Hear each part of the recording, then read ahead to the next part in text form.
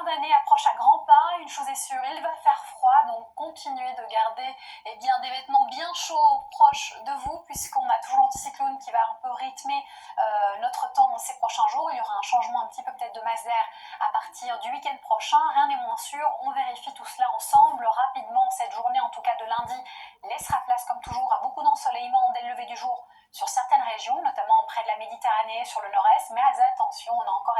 pas mal de grisailles, des brouillards à caractère givrant, puisque le thermomètre, cette nuit, va encore plonger un peu plus vers le bas, avec aussi ces grisailles matinales vers l'Aquitaine, mais heureusement l'après-midi, le soleil revient pour grand nombre d'entre nous, et tant mieux, et puis on note aussi quelques débordements ici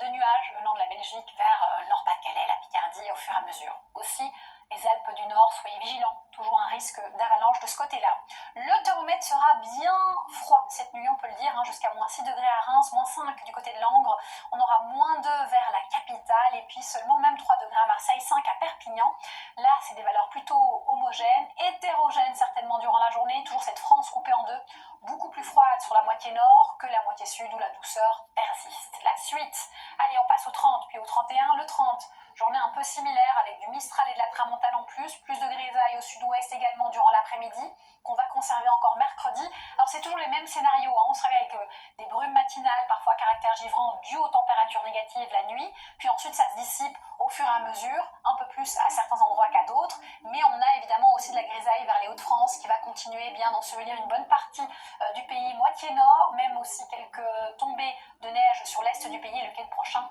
possiblement l'arrivée d'une perturbation. Je vous laisse entre les mains d'Evelyne Delia pour vous en parler. Bonne soirée et surtout